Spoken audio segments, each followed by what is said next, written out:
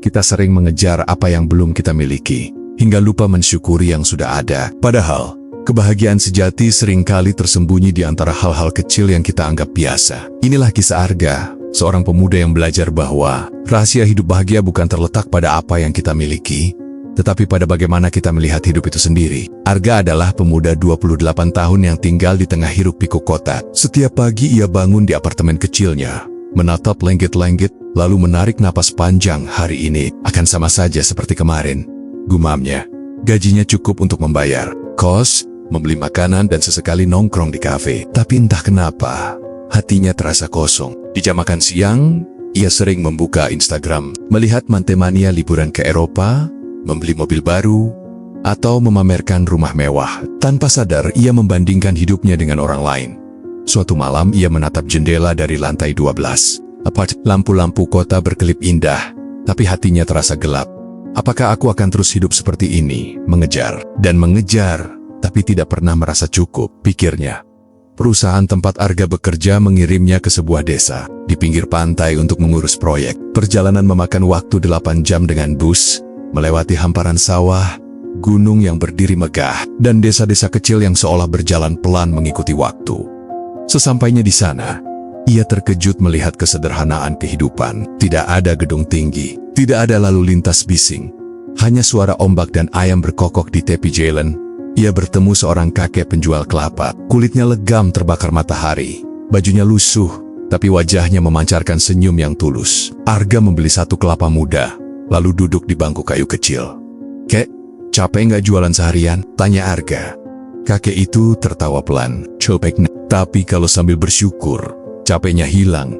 Arga penasaran, kok bisa kakek tetap bahagia walau hidup sederhana? Kakek itu memandang langit sebentar lalu berkata pelan, "Kalau kita selalu menghitung yang tidak kita punya, kita akan miskin. Tapi kalau kita menghitung yang sudah ada, kita akan kaya tanpa batas." Selama 3 hari di desa itu, Arga sering mampir ke warung kelapa. Kakek Samin, begitu ia menyebutnya. Ia melihat sendiri bagaimana kakek itu bangun sebelum fajar, memetik kelapa, lalu menjualnya di pinggir jalan.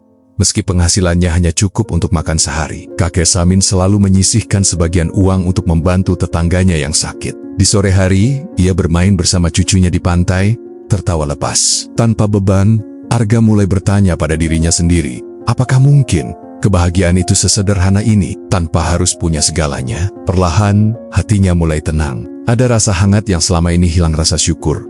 3 hari kemudian, Arga kembali ke kota. Suara klakson, lampu merah, dan gedung-gedung menjulang kembali menyambutnya. Tapi kali ini, ia merasa berbeda.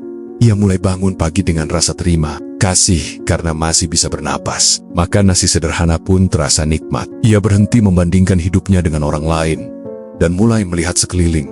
Ada banyak yang ia miliki, tapi dulu tidak ia sadari. Ketika gajinya cair, ia tak lagi terburu-buru membeli barang mewah. Sebaliknya, ia menyisihkan sebagian untuk membantu orang lain. Ternyata, memberi pun menghadirkan rasa bahagia yang tak bisa dibeli. Beberapa bulan kemudian, Arga kembali ke desa itu. Ia membawa aleh-aleh dan sedikit uang sebagai ucapan terima kasih untuk kakek Samin. Saat menyerahkan hadiah itu, Arga berkata, "Kek, sekarang aku paham. Rahasia hidup bahagia adalah syukur. Bukan menunggu hidup sempurna, tapi melihat bahwa hidup ini sudah sempurna dengan caranya sendiri." Kakek Samin tersenyum sambil menepuk bahunya. "Nah, sekarang kau sudah kaya, nak. Kaya hati." Arga put dengan hati yang lapang. Ia tahu, kebahagiaan sejati tidak akan lagi ia cari di luar sana karena ia sudah menemukannya di dalam dirinya sendiri. Bahagia bukan berarti memiliki segalanya, tapi mampu mensyukuri apa yang sudah ada. Sukmembi, hati lapang, pikiran tenang, dan hidup terasa cukup meski sebenarnya kita tak memiliki banyak.